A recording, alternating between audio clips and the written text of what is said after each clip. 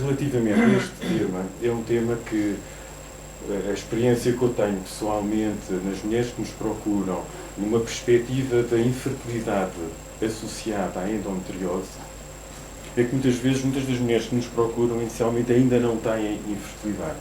E a grande preocupação das mulheres quando lhes é diagnosticada a endometriose é que nós sabemos que quando damos uma notícia a uma doente ou quando passamos uma prescrição, nós sabemos que o impacto às vezes é tão grande que muita da informação que nós vamos passar naquela primeira abordagem não vai ficar. E a doente agora, quando chega à casa, vai pegar na internet e a primeira coisa que vai encontrar são estas formas muito graves que nós tivemos a ver até aqui.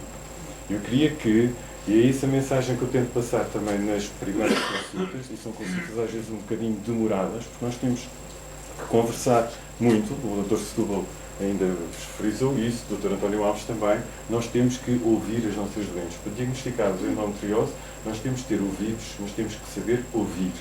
Ora bem, temos também, muitas vezes, que desmistificar os receios e os mitos que as mulheres têm. E as certezas que elas nos trazem na primeira consulta é que se têm endometriose não vão conseguir ter filhos.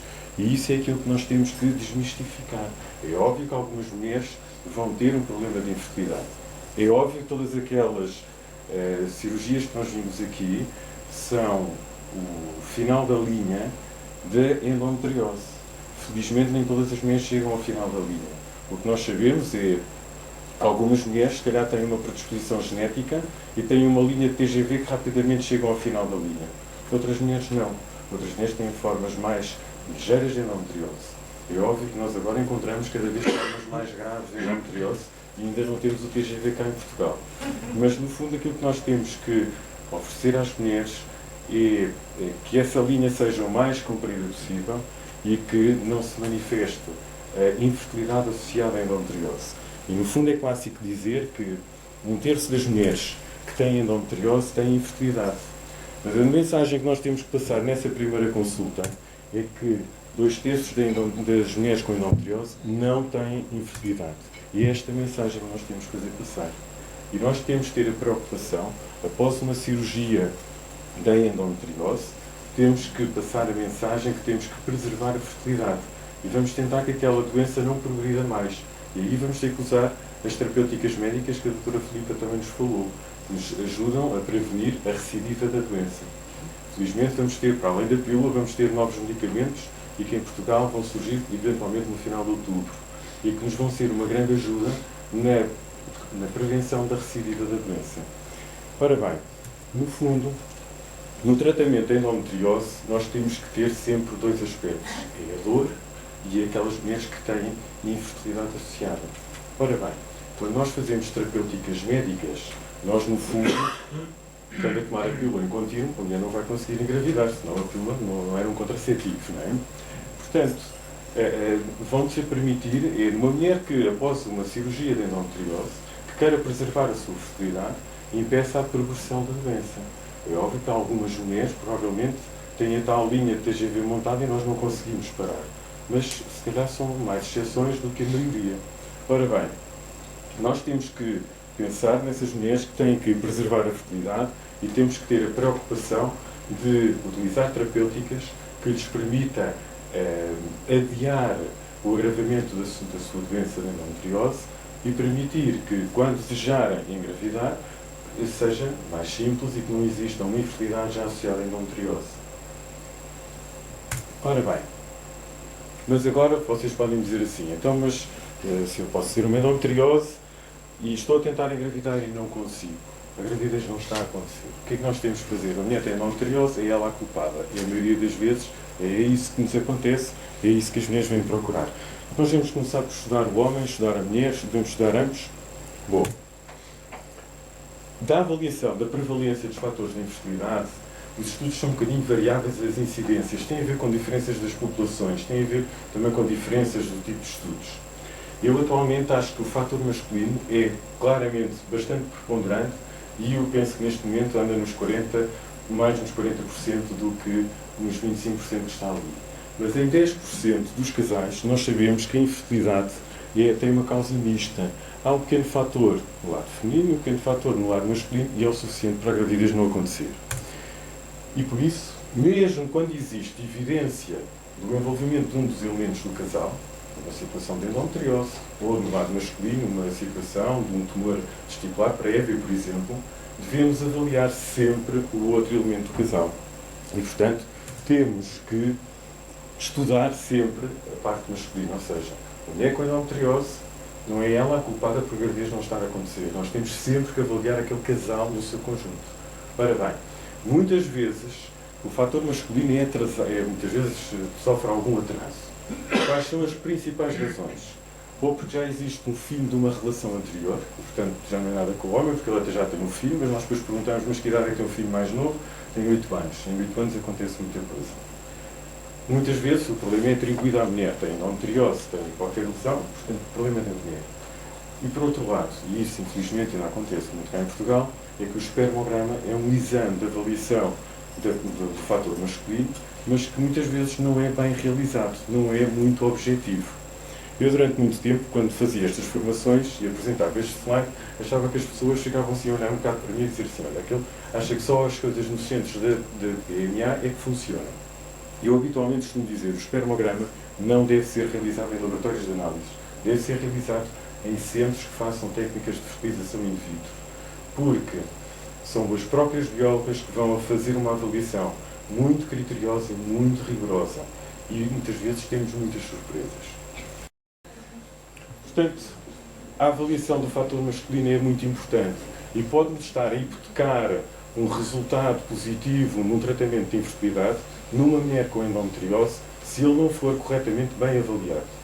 Ora bem, a avaliação do espermograma permite-nos dizer o número, a porcentagem de formas normais, o número de formas móveis. Às vezes há situações mais graves em que temos que fazer mais algumas avaliações, em situações, por exemplo, de azoospermia, que não há espermatozoides.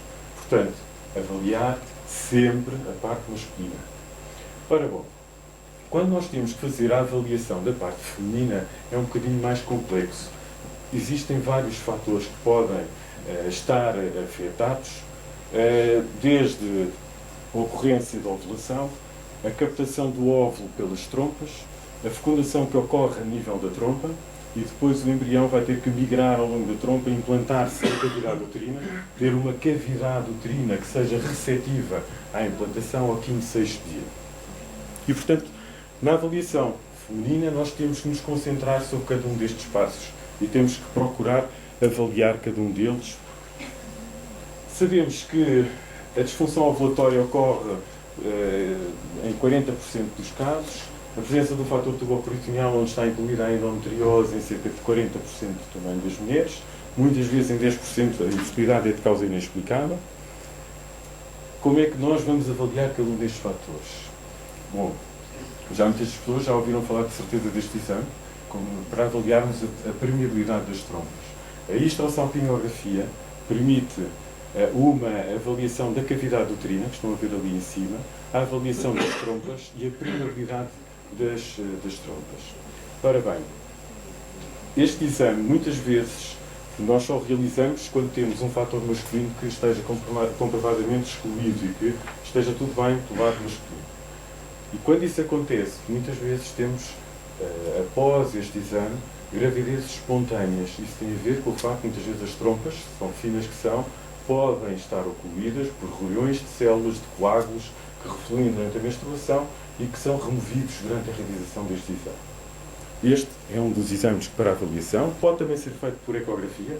No entanto, nós achamos que, eventualmente, o próprio contraste que nós temos que usar no exame anterior com o raio-x possa ter algum efeito imunológico que permita a ocorrência daquelas gravidezes espontâneas mais frequentemente do que, por exemplo, quando é realizada a histosalpingografia com contraste à ecografia. Por último, quando realmente existe suspeita de patologia tuboperitoneal, então a laparoscopia com a prova de cromatodação vai-nos permitir uma avaliação e uma correção imediata das patologias que possam estar presentes. O fator uterino. A cavidade uterina é extremamente importante para a implantação. Nos centros de PMA, há alguns centros em todo o mundo que não avançam para uma transferência de embriões sem terem feito alguma histeroscopia prévia para avaliar a cavidade uterina. Sabemos que até existem muitos estudos de investigação para se tentarem determinar marcadores de implantação que nos possam dizer que estamos na altura da janela de implantação. Portanto, a cavidade uterina é importante porque é lá que se vai dar a implantação do embrião. Ora bem, vou-vos só falar de alguns tratamentos, quais são as formas que nós temos em termos de tratamentos de infertilidade que permitem a gravidez. Desde os tratamentos mais simples da indução da ovulação, à inseminação uterina e à fertilização in vitro. Muitas vezes as pessoas confundem um bocadinho a questão da inseminação intrauterina com a fertilização in vitro. Eu vou-vos explicar a diferença disso relativamente aos tratamentos que nós fazemos. Bom, a indução da ovulação é o tratamento mais simples, mas deve também, e aqui repito, só pode ser iniciada depois de nós investigarmos o que é que está por trás. Bom, principalmente é utilizado para corrigir um fator ovulatório. A mulher que esteja a ter ciclos ovulatórios, que tenha sintomas pré-menstruais, que tenha análises hormonais que comprovem que está a ter ciclos ovulatórios, não vale a pena nós estarmos a fazer um indutor da ovulação. Ora bem, podemos ir desde o FIM, que é o citrato de clomifeno, agora de otrofinas, que são tratamentos neste momento injetáveis, em que se utiliza uma hormona que é a hormona folículo-estimulante, faz crescer os folículos. A inseminação intrauterina. Na inseminação intrauterina, o que é que nós vamos fazer? Vamos fazer uma estimulação da ovulação, monitorizamos a ovulação e vamos desencadear a ovulação. E na altura em que ela vai acontecer, vamos fazer uma colheita de esperma, que vai ser concentrado, e depois de um exame ginecológico perfeitamente normal, não é necessário anestesia nem nada, é um exame ginecológico normal, colocamos um catéter muito fino, que não se sente, já dentro da cavidade uterina. E no fundo vamos estar a pôr os espermatozoides o mais concentrado possíveis, o mais próximo possível do ovócito, na hora certa, porque foi na altura que nós sabemos que desencadeámos a ovulação. Portanto, no fundo nós fazemos o início da estimulação, fazemos uma ecografia para determinar se já estamos na altura certa de desencadear a ovulação, desencadeamos a ovulação e fazemos a inseminação intrauterina. A fertilização vai ocorrer dentro da barriga da mulher. Para isso, nós temos que ter a certeza que temos um ovário a funcionar bem e que temos as trompas permeáveis e que também temos um marido que está razoavelmente bem. Está bem? Quando nós temos que fazer técnicas mais complexas, a fertilização in vitro é um processo em que artificialmente nós vamos fazer a fertilização em laboratório, in vitro. Vamos ter que recolher os ovócitos da mulher, fertilizá-los em laboratório e ao fim de 2 a 6 dias vamos transferir já embriões para dentro do útero. Para isso, nós, como isto é um processo artificial, vamos precisar de ter mais ovócitos, porque durante este processo podemos perder ovócitos, podemos perder embriões e, portanto, para nós queremos ter embriões suficientes para, no dia da transferência, termos bons embriões para transferir, interessa-nos ter um maior número de ovócitos. Isso vai implicar que nós vamos ter que usar gonadotrofinas, a tal hormona folículo-estimulante, numa dose mais elevada, para, em vez de termos só 1 ou 2 folículos, como é no ciclo natural, vamos ter mais folículos e mais ovócitos. Por outro lado, nós vamos ter que ir buscar os ovócitos. E, para fazer isso, nós temos que bloquear a ovulação, porque na véspera da colheita, se ocorresse uma ovulação, nós perdíamos todos aqueles ovócitos. O risco das técnicas de procriação medicamente assistida, quando nós estamos a transferir 2 embriões, se os 2 vingarem, o risco de gravidez gemelar é maior, é na volta dos 30%. Temos também algum risco de hiperestimulação dos ovários. Nós estamos a fazer uma hiperestimulação que queremos que seja controlada, mas o ovário pode fugir do nosso controle. Cada vez menos isso é frequente. Nós fazemos uma monitorização bastante rigorosa e quando suspeitamos que estamos a cair numa dessas situações, temos alguns truques que nós conseguimos fazer para fugir ao síndrome de hiperestimulação. Quando nós fazemos aquela punção, há o risco de poder o ovário ficar a sangrar, nós não estamos a ver diretamente, e poder dar um hemoperitoneu, que é a presença de sangue dentro da barriga, mas que é raro. Ou da infecção pélvica também, que é muito raro. Portanto, relativamente à endometriose, parece, pela literatura, que os níveis elevados de estradiol não parecem aumentar a recidiva. E aquilo que nos parece nos vários estudos que têm sido feitos, com grandes números, é que mulheres com endometriose e que fizeram ciclos de fertilização in vitro, a recidiva não foi maior do que aquelas mulheres que não fizeram a fertilização in vitro. Portanto, Nós chegamos a níveis hormonais, mas também, atenção, nós não estamos a usar nenhuma bomba atómica. São níveis altos, mas também não são. Nós cada vez mais fazemos estimulações mais suaves, mais ligeiras. Portanto, relativamente à PMA, muitas vezes ficamos neste cruzamento entre endometriose, cirurgia e PMA. Pode existir um fator masculino associado, pode existir uma endometriose já muito avançada, com aquelas imagens que nós vimos ali, e portanto as trompas já não estarem permeáveis e não nos permitir uma gravidez espontânea. Portanto, nós às vezes ficamos na encruzilhada com a cirurgia. Temos que ponderar e temos que ter bom senso. Ora bem, temos que ponderar a idade da mulher, temos que ponderar os anos de infertilidade, a presença ou não de um fator masculino que nos pode ter que indicar fazer um tratamento de fertilização in vitro com microinjeção, a presença da dor que está associada, às dimensões do endometrioma, se ele está no trajeto da zona que nós vamos ter que fazer a punção, a bilateralidade dos endometriomas, e devemos ponderar, quando ponderarmos a cirurgia, que devemos, se uma mulher tem uma pele perfeitamente livre, foi tratada dos seus endometriomas, está tudo bem com o marido, devemos querer que esse casal tente o mais rapidamente possível a gravidez. Não devemos fazer terapêuticas médicas imediatamente a seguir à cirurgia, porque nós temos maiores taxas de gravidez no primeiro ano após a cirurgia. E, portanto, às vezes passa-se a mensagem, mas vamos fazer uma terapêutica para secar o resto das suas lesões, ficaram pequeninas. Não. Estamos a tirar uma possibilidade grande da gravidez acontecer durante aquele ano. Está bem?